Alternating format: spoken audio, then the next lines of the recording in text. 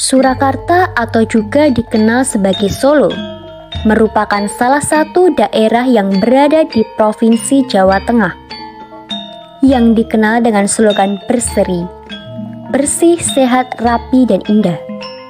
Kota Solo menjadi salah satu tujuan wisata yang memiliki beberapa ikon budaya dan tradisi. Dengan slogan Solo the Spirit of Java, mampu mengangkat citra kota Solo yang kental akan kebudayaan Jawa. Hal ini didukung dengan banyaknya pagelaran dan festival budaya yang rutin diadakan di kota Solo. Bahkan beberapa budaya di kota Solo telah dinobatkan sebagai warisan budaya dunia. Budaya tersebut diantaranya batik, keris, wayang, dan gamelan. KKL kami mengambil objek batik. Kampung Batik Laweyan merupakan pusat industri batik legendaris yang sudah ada sejak tahun 1900, yaitu pada puncak masa kejayaannya. Di tempat ini, proses pembuatan batik dilakukan, mulai dari lembaran kain mori menjadi kain batik yang penuh dengan motif dan warna menarik. Masyarakat pada masa itu telah memproduksi batik tulis dengan pewarna alami yang khas dan menjadikan kawasan Laweyan pusat batik tertua. Lalu pada tahun 1912, para pedagang dan produsen batik pribumi mendirikan asosiasi dagang, yaitu Syarikat Dagang Islam di Laweyan.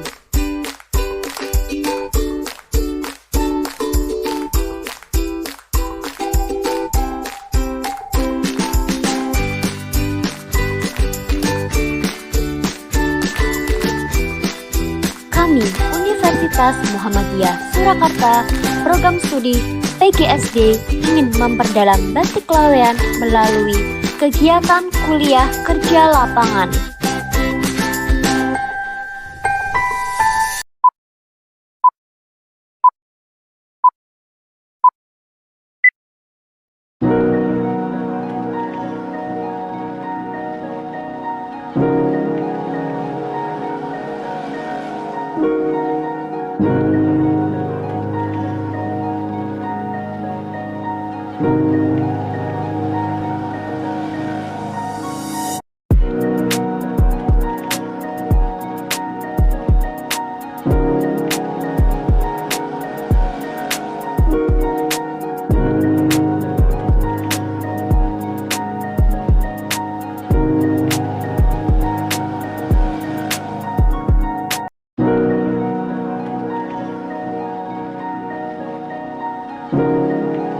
Mengenal batik itu, terutama di lukisan batik. Ya. Itu turun-temurun Kak produksinya? Tidak, saya kan di sini sebagai pendatang. Dulu yang menciptakan batik lukisan ini orang Laweyan sini, tapi sudah meninggal. Generasi berikutnya kayaknya tidak ada. Nah, saya ikut mengembangkan, itu tujuan saya cuma itu. Masalahnya apa? Lukisan itu jarang sekali, di tempat lain tidak ada kayaknya. Yang ada di daerah Kampung Batik sini. Untuk mengenai batik yang Bapak buat itu, motif-motifnya itu batik lama, batik klasik, atau batik zaman sekarang modern, dan pembuatannya itu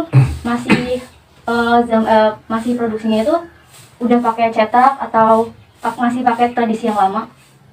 Batik yang saya buat itu berdasarkan ada riwayatnya. Misal pemandangan alam kita ngambil gerobak sapi dan orang bertani itu. Yang kedua, kereta kencana, itu kereta kencana kita ngambil dari keraton. Nah, gambar-gambar yang kita hasilkan itu ada ceritanya gitu. Itu motifnya, untuk alatnya tidak ada yang cetak, masih manual ya. Masih manual semua. Dengan motif kita karang, kita bikin pola seperti itu. Untuk brandingnya Bapak punya brand sendiri nggak? Kayak udah kayak batik ungu kayak gitu, udah di branding sendiri batik Bapak? Sudah. Oh sudah. Nah, kita brandingnya yaitu apa? Kayaknya lukisan itu kan tidak ada yang menyaingi itu lah. Makanya produk saya yaitu terutama di kereta kencana. Itu yang jadi ya. Untuk macam batiknya itu apa namanya? Untuk pewarnanya itu pakai pewarna alami Pak untuk produksinya? Kalau di tempat saya untuk lukisan itu kita pakai naptol. Terus ada perbedaannya nggak sih Pak kalau pakai pewarna alami sama buatan ini?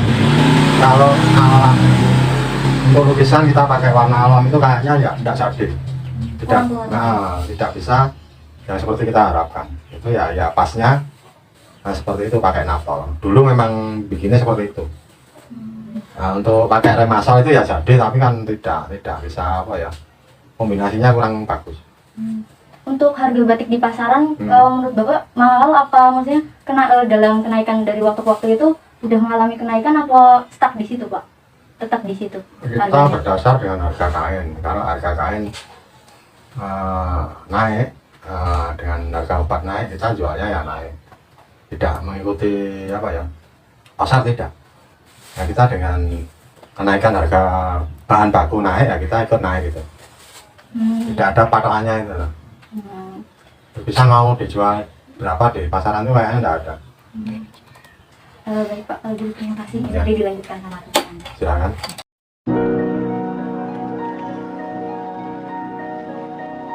Saya Hanifah, di sini melanjutkan pertanyaan dari teman-teman saya nih Pak. Ya, Nah, di sini saya mau tanya-tanya nih Pak sedikit profil dari Bapak sendiri seorang pengrajin batik. Berapa lama sih Pak Bapak menjadi seorang pengrajin batik di sini? Kalau saya pengrajin itu sudah lama sekali ya. Dari semenjak SD itu sudah pengrajin. Pengrajin, jadi emang sudah minat gitu ya Pak? Sudah Gini, dulu hobi itu gitu atau gimana Pak? saya senang menggambar. Di sini itu kan banyak sekali pengrajin lukisan dulu itu. Nah, saya senangnya itu kok membatik di kain berupa gambar itu lah yang saya minati itu. Jadi dari kecil tuh memang sudah tertarik gitu Pak dalam sudah. bidang seni gitu ya Pak? Lalu lebih menekuninya sekitar umur berapa Pak? Kelas Menekuni 6 seni itu sudah belajar. Oh, kelas 6 ya Pak ya? Itu juga sudah didukung oleh kedua orang tua juga dukung support gitu ya Pak ya? Jadi lebih senang gitu dalam menggambarnya. Dulu itu gini ya, satu kampung ini banyak sekali pengrajinnya. Oke Pak, kalau misalnya tentang karyawan sendiri Pak, di sini Bapak udah punya berapa karyawan sih Pak kira-kira Pak? Saya itu karyawan tetap itu enggak ada. Oh, jadi seperti apa nantinya Pak yang membantu Bapak bekerja? Kalau saya itu orderannya ada banyak, itu ada teman yang membantu. Biasanya tak larikan ke Klaten. Nah, di sana pengrajin banyak sekali.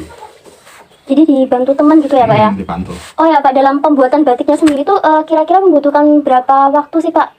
Sekali proses satu batik gitu Pak? Kalau satu batik itu 1 hari bisa. 1 hari full gitu ya Pak? Bisa. Satu potong ya itu ya.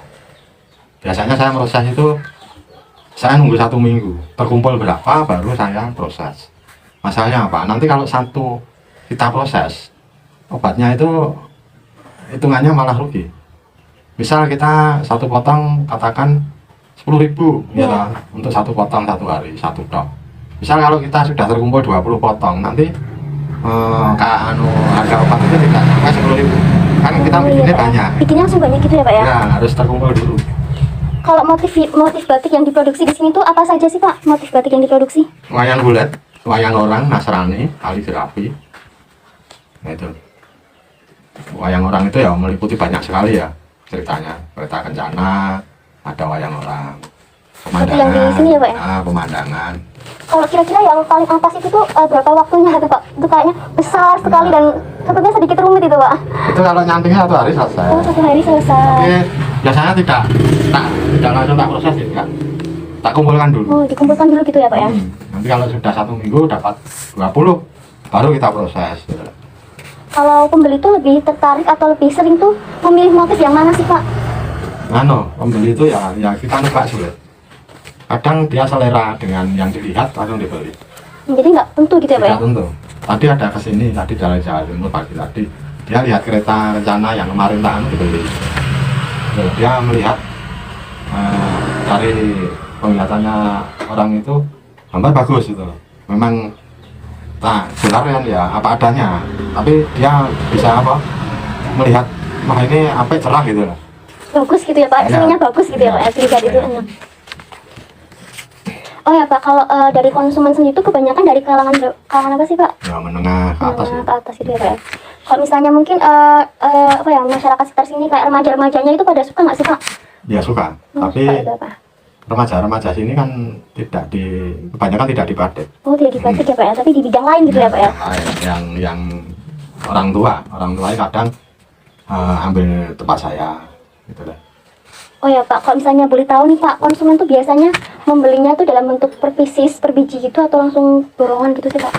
Biasanya Dalam pesan pesanan gitu. atau per biji. Misal gini, saya disuruh bikinkan pemandangan, Iya. Pak tolong bikinkan pemandangan tiga potong ukuran ini, terus nanti wayang orang 2 potong ukuran ini, ukurannya beda-beda. Beda-beda ya Pak, ini Beda-beda. yang di atas ini ya Pak? Nah nanti kalau sudah semua order kita total biayanya berapa? Oh, biayanya misal ketemu 200.000 katakan, nah, nanti dibayar separuh. Oh ya Pak, selain memproduksi mentahan gitu ya Pak, apakah Bapak juga memproduksi yang bentuk lain gitu Pak? Batik Contohnya tapi Kak yang bentuknya mungkin lain gitu. Mungkin bukan kayak baju atau yang lain dan dari sini belum tampil di sini tuh apa itu Pak, kira-kira apakah ada Pak? kalau biasanya kalau saya punya produk lain lukisan Lukisan dengan motif apa? lainnya, ini tahu nggak? Mesti tahu nggak di Facebook atau Instagram? Iya, kita lihat. Biasanya seperti itu. Kalau terus nanti tata warga orang-orang yang sering membeli, nah itu biasanya, ya Pak berapa Pak? Nanti dikirim lah seperti itu. Kalau kebanyakan nih Pak, konsumen tuh lebih memilih yang pesan gitu, mentahan gitu atau yang udah jadi gitu sih Pak? Maksudnya sudah jadi? Maksudnya udah jadi dalam bentuk kayak misalnya udah jadi kayak yang kayak ini, lukisan ini atau mungkin request gitu, pesan yang nanti motifnya seperti ini ya Pak, kayak Ya, gitu. satu request, kedua kan biasanya kalau saya dipesan itu kan jauh-jauh. Harus hamil berapa tuh Pak kira-kira? Ya, itu biasanya saya gini, saya minta waktu misal 1 potong ya 1 minggu, nanti kurang dari 1 minggu sudah tak kirim. Pokok 1 minggu lebih 1 hari. 1 minggu 1 hari ya Pak? Cukup Jagani, banyak ya Pak? ya jagani. Masanya kita lihat motifnya sulit, motifnya mudah ya lain. Jadi harus Orang disesuaikan pesan gitu ya itu Pak? biasanya gini, kalau nggak dijual untuk konsumsi diri sendiri itu malah waktu tidak ngoyak-ngoyak. Nah, dibikin yang bagus Pak, itu aja. Lebih simpel gitu ya Pak, yang nanti kalau rumit gitu. ya takutnya kurang bagus. Tapi beda dengan orang pesen dijual lagi, kita pakai waktu. Pak dibikinkan 5 potong 1 minggu. Nah saya minta 1 minggu lebih 2 hari atau 1 hari. Itu aja. Baik Pak, saya Wamida, saya ramah juga pertanyaan dari teman-teman tadi. Ya, Di sini Bapak melakukan promosi itu dengan melakukan pameran atau festival atau seperti apa gitu Pak? Itu dulu sebelum pandemi itu saya sering sekali ngikuti pameran. Sering sekali. Pameran apa itu Pak? Ya di mal-mal itu, Oh. mal Badek. Nanti dari apa ya, dinas apa pariwisata kita masuk, dari dinas koperasi kita masuk, itu loh.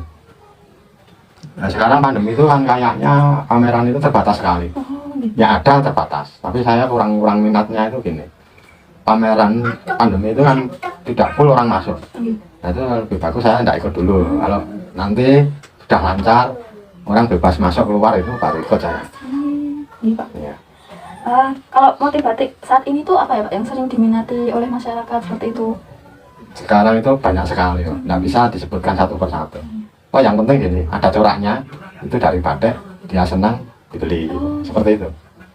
Nah, kesimpulan batik itu kalau saya ya, yang menyelami sederhana, dia minat, senang, pasti dibayar, pasti. Entah itu motifnya apa, dia sendiri tidak tahu, dan nanti kita yang menjelaskan. Biasanya yang warna-warna apa Pak yang sering diminati oleh masyarakat? Ya macamnya banyak. Kalau yang tua itu mesti warna. Jelasin terkait dengan batik lukis, kemudian ada juga batik sejarahnya gitu ya Pak. Nah, Bapak sendiri kalau membuat motifnya itu apa aja Pak bentuknya? Motif apa aja gitu? Untuk lukisan atau untuk batik? Batik. Ya kita banyak sekali bikin motif-motif itu. Ada kalau lukisan jelas ya peta, tadi yang sudah saya sebutkan. Untuk yang lainnya seperti untuk baju itu bunga-bunga, kadang parang, ya, kadang kawung seperti ini. Oh, ini namanya kawung ya Nah Pak? ini kawung itu banyak sekali maknanya. Apa itu Pak? Dulu Filosofinya? menciptakan kawung itu diambil dari, kalau tidak salah ya, dari bunga teratai. Dia ngambilnya motif itu di dasar bunga teratai itu loh. Nah, caranya bagaimana saya kurang tahu. Ini kan kalau mengenai motif batik berupa kawung, parang dan sebagainya itu berhubungan dengan keraton. Nah, berhubungan batik yang bermotif seperti itu dulu asalnya dari keraton. Nah filosofinya kawung sendiri itu bermakna maka agungan.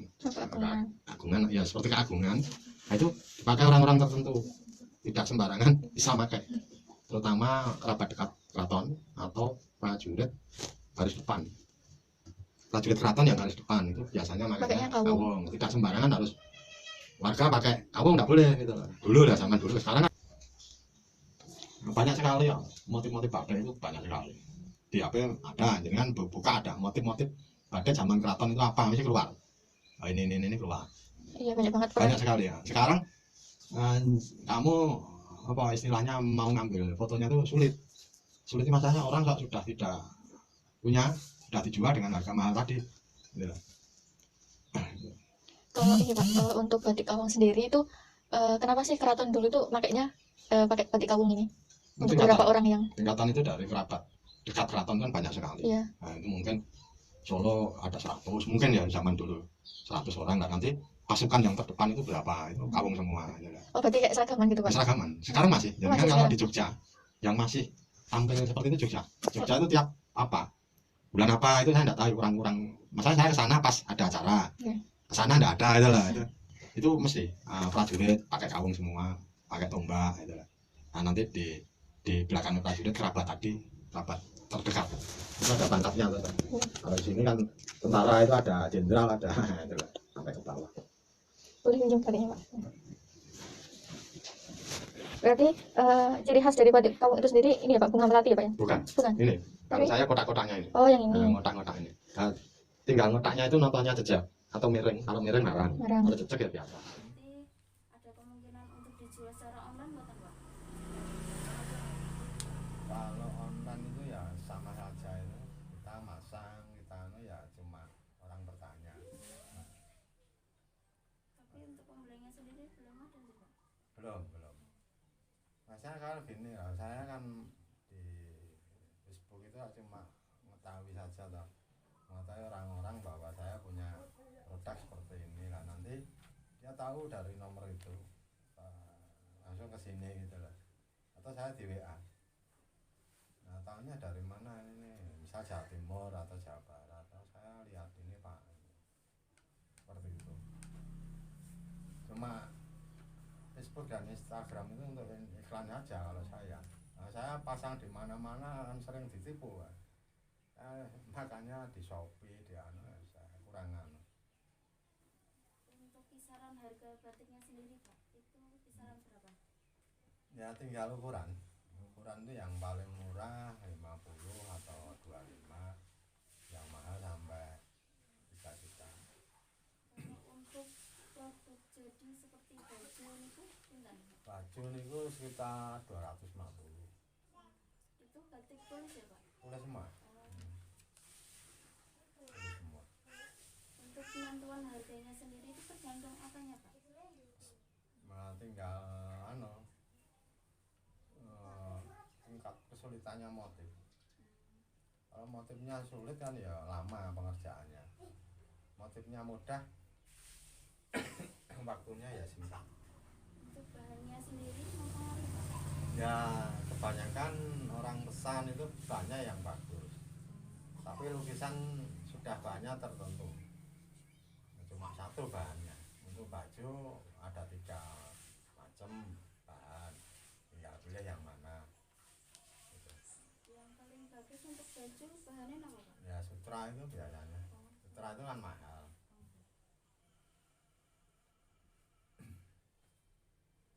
Menurut Bapak perkembangan batik saat ini itu seperti apa? Nah, kalau saya lihat ya ada pandemi ini ya batik kayaknya sudah nggak bisa jalan. Itu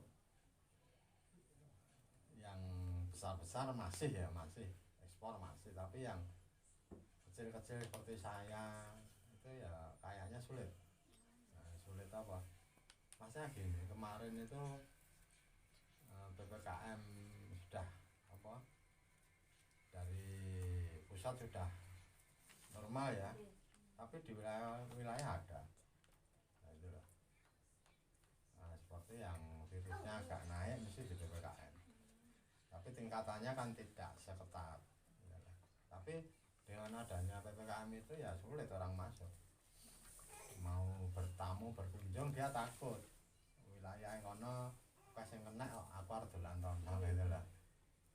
Masalahnya kan ya fatal, kemarin itu kan karena meninggal gitu. Kan sekarang itu batik itu jenisnya beragam nih Pak, maksudnya bentuk-bentuk bentuknya beragam. Ya. Kalau untuk motif kawung sendiri itu apa saja Pak yang bisa divariasi? Kalau kawung Nggih. Berdasarkan hasil penelitian penerapan etnomatematika berupa bentuk geometris pada batik kawung, kesimpulan yang dapat diambil dari motif batik kawung memuat beberapa konsep, yaitu konsep kekongnametan dan kesebangunan serta konsep transformasi geometri, sehingga batik kawung ini dapat digunakan sebagai media ajar khususnya dalam pembelajaran matematika. Para siswa juga dapat dengan mudah mengenali serta memahami secara langsung motif batik kawung, mengingat bahwa batik kawung ini sendiri merupakan suatu kearifan lokal dan budaya khas dari bangsa Indonesia, khususnya dari kota Solo sendiri.